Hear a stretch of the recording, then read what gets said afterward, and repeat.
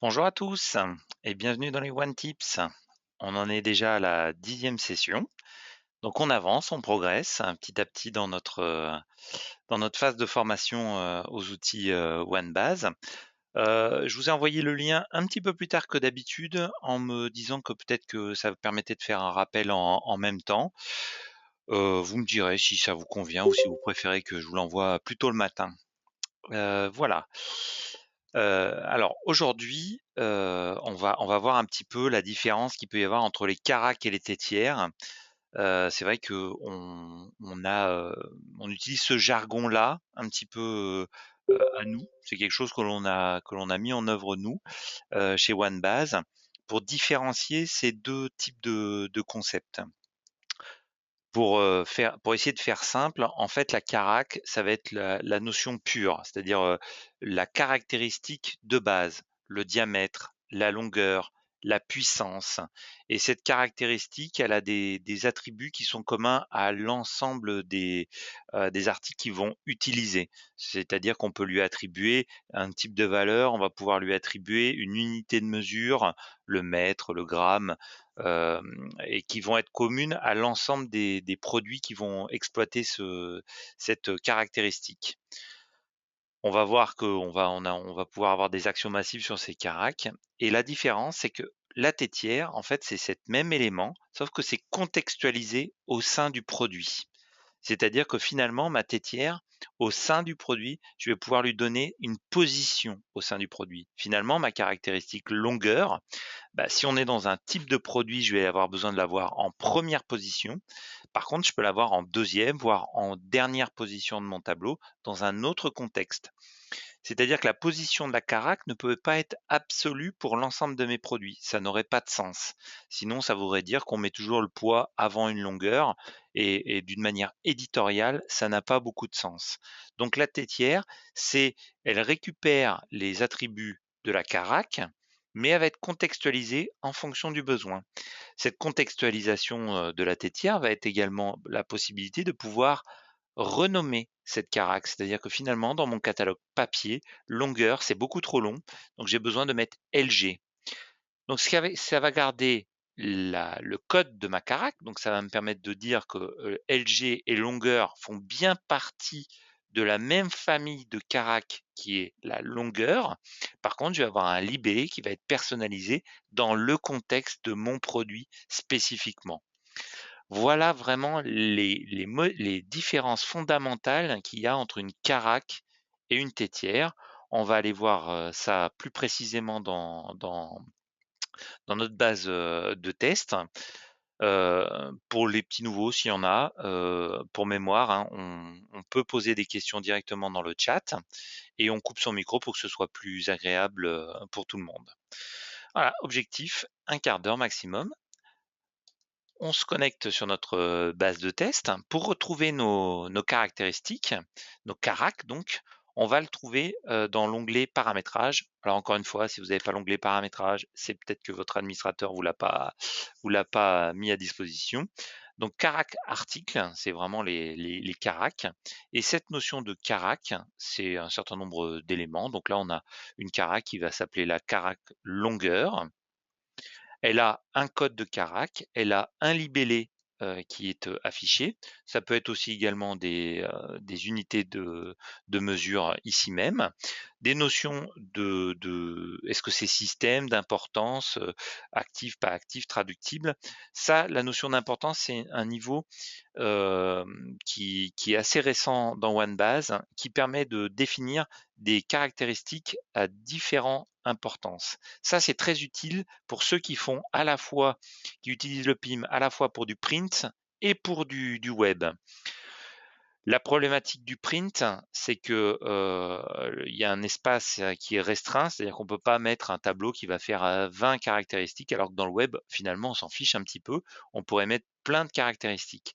Et ben, finalement, on peut définir que parmi mes 20 caracs dans mon tableau, donc c'est-à-dire mes 20 tétières, il va peut-être y avoir 5 qui vont être de niveau 1 et les 15 autres de niveau 2. Ce qui fait que lorsque je vais faire une export, je vais dire, bah moi, dans mon export print, je veux toutes les caractéristiques uniquement de niveau 1.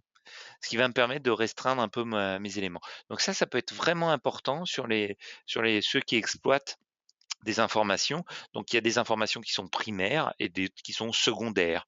Donc plutôt que de dire primaire, secondaire, on a préféré dire niveau 1, niveau 2, parce que ça peut être les caractéristiques, on va dire communes, qui sont compréhensibles par n'importe quel professionnel. Et ensuite, il y a des caractéristiques qui peuvent être dites experts, c'est-à-dire vraiment dans une notion d'expertise métier. Donc ça peut être soit pour le print et le web, soit ça peut être pour un catalogue générique ou un catalogue d'expertise. Voilà, on peut utiliser ce concept-là un peu dans tous les sens. On va pouvoir lui définir un certain nombre d'éléments, hein. C'est comme un champ classique, en fait, une carac, hein. C'est un champ comme un champ produit, sauf qu'il est au niveau de l'article, hein. Donc on va avoir des types de valeurs, des listes de valeurs associées, des valeurs min, des valeurs max, des expressions régulières, exactement comme l'autre élément. On peut lui associer des pictogrammes à notre tétière, et on peut le définir aussi comme étant filtrable. C'est-à-dire que dans mon moteur de recherche, dans mon catalogue, je vais pouvoir définir que ma carac peut devenir filtrable. Ensuite, on a un certain nombre de statistiques qui nous disent que cette tétière, elle est utilisée au niveau de l'arbo, ou est-ce qu'elle est utilisée dans des produits, ou est-ce qu'elle est utilisée avec des valeurs non vides. Donc, on a cet élément qui nous permet de voir le nombre de produits, et on voit qu'on a un certain nombre on a un onglet, on a un lien qui va nous permettre d'identifier la liste des produits qui utilisent cette caractéristique là, cette carac là. Enfin, on voit, et c'est justement ça qui est intéressant dans les caracs, c'est qu'on va pouvoir faire des modifications des tétières qui sont associées à cette carac. On voit que dans ce contexte-là, le client, pour ce champ typé longueur, il a mis 2 types libellés qui sont associés à cette même carac. On a longueur sans S et longueur avec S. Ici même, on a la possibilité, c'est-à-dire que si vous êtes administrateur métier, vous pouvez voir ce que vos chefs produits ont pu imaginer comme type de libellé. Et donc, vous pouvez rationaliser tout ça en disant, bah, je veux réinitialiser tous les éléments en longueur sans S. Je peux réinitialiser toutes les unités. Je peux réinitialiser tous les pictogrammes. Et ça, ne le faire que sur une partie de ma bibliothèque de produits en fonction des éditions. D'accord? Donc ça, c'est une chose vraiment importante. On va pouvoir également réaffecter. C'est-à-dire que finalement, on a vu un petit peu précédemment qu'on avait deux caracs longueur. Longueur en centimètres et longueur totale. Ben, je peux redéfinir que finalement, je vais mettre toutes les valeurs qui sont dans longueur simple pour les mettre dans longueur en centimètres. Je peux restreindre uniquement aux produits qui sont en indéfini et uniquement pour mon catalogue 2021. Donc je peux comme ça travailler uniquement que les produits qui ne sont pas forcément validés. D'accord? Donc ça, c'est une première action massive qui va me permettre de réaffecter une carac dans une autre. Donc si par hasard, historiquement, il y a une dérive, beaucoup de chefs produits ont créé beaucoup de caracs, vous pouvez rationaliser tout ça en utilisant ces fonctions-là. Une autre fonction intéressante, c'est de déplacer en masse des tétières. Donc par exemple pour dire que ma longueur sera toujours en première position. Alors attention, ça faut le manier avec précaution parce que ça n'a pas forcément beaucoup de sens éditorial. Par contre, ce qui peut être intéressant, c'est que finalement, ma longueur, elle doit toujours être avant largeur. Donc ça peut être une notion assez simple qui dit bah, une longueur est toujours avant une largeur. Donc là, ça peut être vraiment intéressant de faire ça en masse d'une manière globale. Mais ça peut être aussi de dire bah, finalement, au sein de mon organisation, on m'a dit bah, la REF4, qui est une tétière système, c'est-à-dire une carac, pardon, c'est système, c'est-à-dire une carac qui est là pour tous les produits, je la veux en premier ou je la veux en dernier. Donc c'est comme ça que je peux m'amuser pour un catalogue de dire bah, je veux que cette caractéristique soit avant une autre, ou soit en première ou en dernière dans mes tableaux. Donc si je fais déplacer, ça va me les ranger automatiquement. Je peux également insérer une tétière dans tous mes produits. Alors ça n'a de sens essentiellement que lorsqu'on crée une carac système. C'est-à-dire que j'ai déjà 1000 produits dans mon PIM. Le système m'impose de créer une nouvelle caractéristique système. Imaginons que je vends des produits des meubles. Je dois insérer l'écomobilier parce qu'il y a une nouvelle réglementation qui vient de me tomber dessus. Et ben, évidemment, cette nouvelle têtière, je vais la créer en tant que système, ce qui fait que chaque nouveau produit va bénéficier de cette caractéristique-là. Mais pour les produits déjà existants, il va falloir que je l'insère, cet système. Et donc, c'est avec cette fonctionnalité d'insertion de têtière que ça va me permettre de pouvoir voir le contenu. Donc ça, c'est pour l'aspect des caracs. Donc moi, ce que je vous invite, c'est de mettre des positions qui peuvent aider lorsque l'on construit des produits, surtout pour les caracs système. C'est-à-dire comment les caracs système doivent arriver et dans quel ordre. Donc ça, c'est important de leur mettre des positions. Le reste des tétières, finalement, des caracs, que ce soit la puissance, le diamètre, bah, si elles doivent être après, mettez-leur des valeurs qui sont en position 100, 101, 102, 103, 104, ce qui fait qu'elles viendront toujours après les caracs système. Inversement, si mes caracs système doivent être à droite, eh ben, mettez-leur des codes comme 997, 998, 999, ce qui fait que ça arrivera toujours après. Dans notre carac, dans notre définition de carac, on a la capacité de voir si cette carac, dans quel rôle elle est utilisée, pour quelle édition elle est utilisée, parce que c'est lié au choix champ. Donc ça, c'est très important, la notion de choix champ, et pour quel produit et dans quel contexte il est utilisé.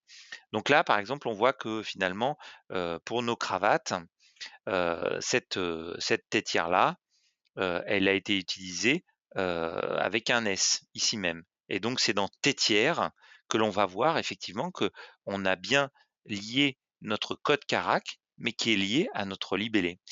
Et donc dans la tétière, malgré le fait qu'on ait défini que dans la caractéristique, elle sera en position 72, je décide que dans ce contexte de ce produit-là, il va être en position 1.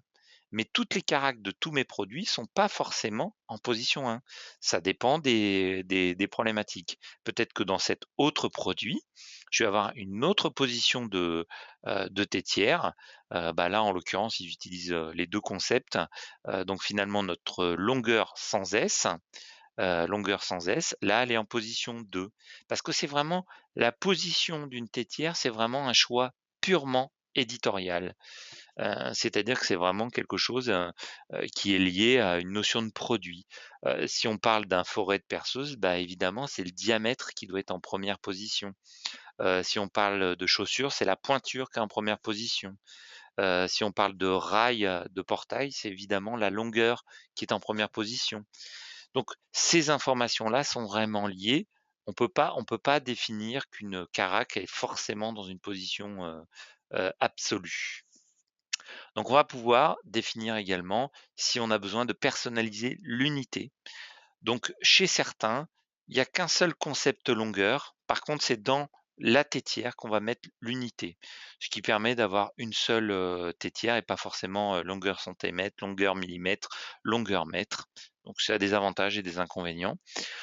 On a la possibilité dans les tétières de définir si on veut masquer des tétières ou pas, de définir des pictogrammes qui vont être par-dessus le pictogramme de la caractéristique. Alors ça, c'est extrêmement rare, mais ça peut arriver. Et c'est dans la tétière qu'on va définir si on veut mettre une section ou une sous-section dans les éléments.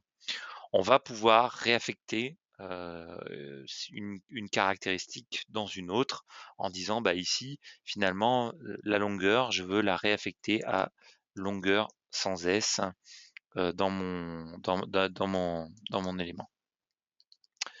Ça peut être la possibilité de réaffecter les éléments. Est-ce que ma tétière devient obligatoire? Alors attention, elle est obligatoire que dans le contexte de ce produit-là. Il n'est pas obligatoire d'une manière globale. Dans cet élément tétière, c'est également ici où je vais pouvoir, parmi mon vivier de caractéristiques disponibles dans ma base, rajouter pour en faire des tétières. C'est-à-dire que là, j'ai besoin d'une épaisseur. Je vais pouvoir avoir la possibilité de mettre une épaisseur en position 2 directement. Donc, je vais rajouter l'épaisseur en position 2. Donc, les caractéristiques que l'on voit là, c'est ce que l'on a vu tout à l'heure, ici même dans carac article. C'est-à-dire que si je veux retrouver, si je veux créer une nouvelle tétière dont la carac n'existe pas, il faut que je la crée dans carac article ici même.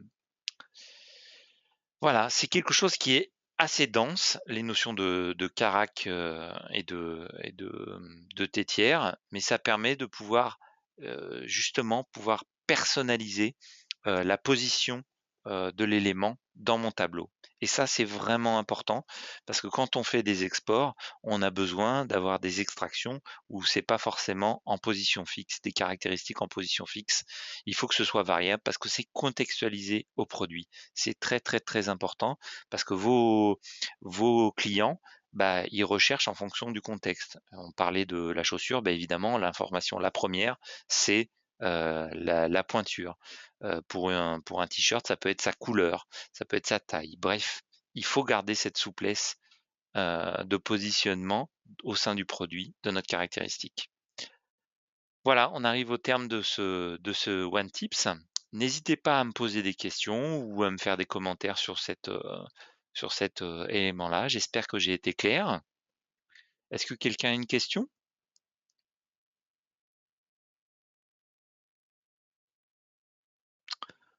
Pour le moment, pas de questions. En tout cas, merci pour votre attention et rendez-vous la semaine prochaine pour un nouveau One Tips. À bientôt. Merci, au revoir.